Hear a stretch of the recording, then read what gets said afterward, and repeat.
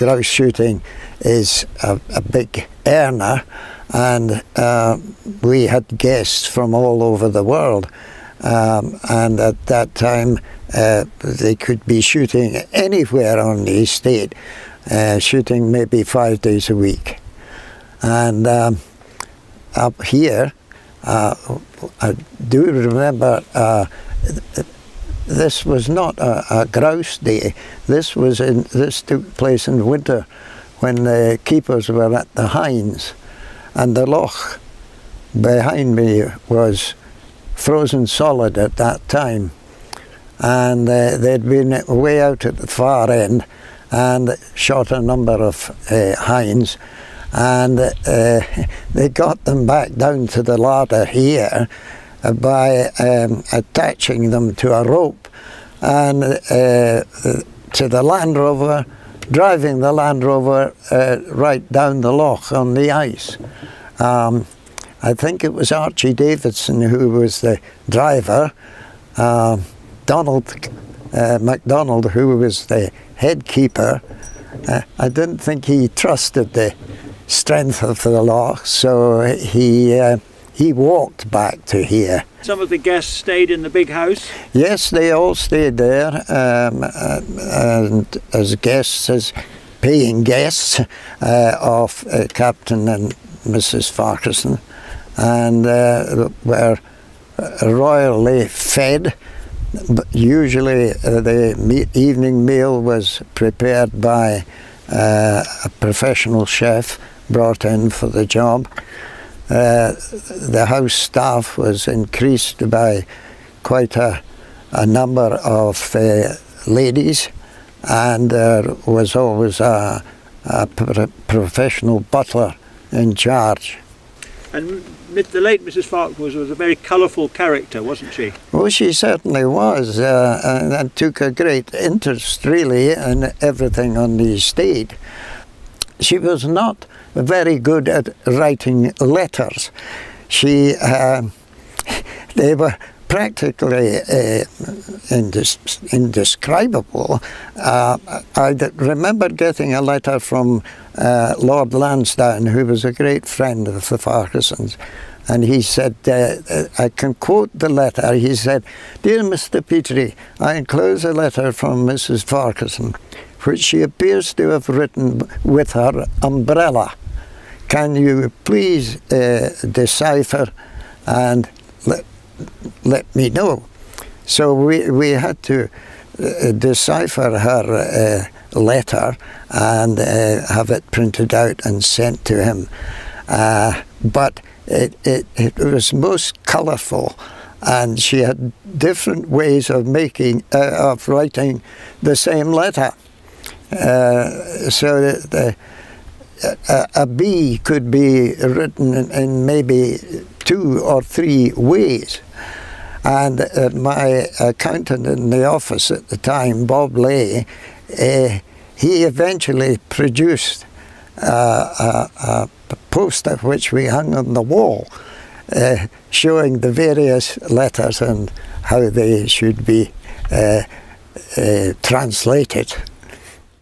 Never met any ghosts, but I do remember when Bob Ferguson was the custodian, he found on the 4-poster bed there was a mark, a depression in the morning, and he thought that was odd, smoothed things out. And the next morning, same again. So wondered what on earth this could be, whether it was the Black Colonel had come back.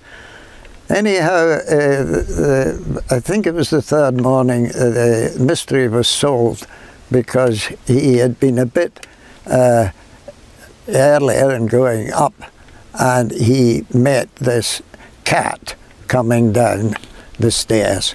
So obviously the cat had been resident for 2 or 3 nights in the castle.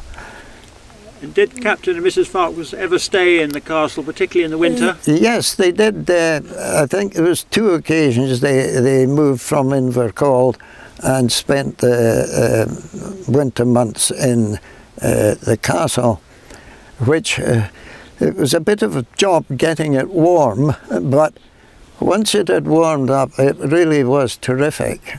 And I remember being over for a meal with my wife, and it was grand. It was making the place lived in again. They did this, I think, just on 2 occasions, and I must admit, when the laird came out of the house and closed and locked the door behind him, he came over to my car, which was laden up with stuff to go to the castle, and he said, "I'm never ever going to do this again." Braemar has a reputation as one of the coldest places in Great Britain. Have you had some interesting times over the years with the weather? Well, yes. Many a morning I had to shovel the snow away round to the office door, and one remarkable year we had the lowest record temperature. I think that would be in the 80s, and at that time I had an assistant, Adrian, who stayed in a small cottage down beside the house I stayed in, and he went to bed this night without washing all the dishes and pots and pans, piled them up in the sink and left them to soak. And in the morning, everything was so frozen solid he couldn't get them out of the sink.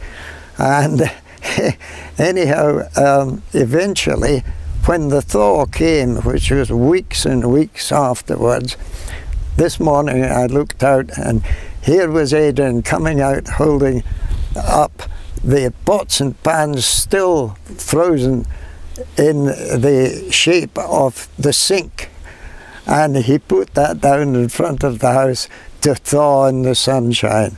So that shows how cold it can get in Braemar.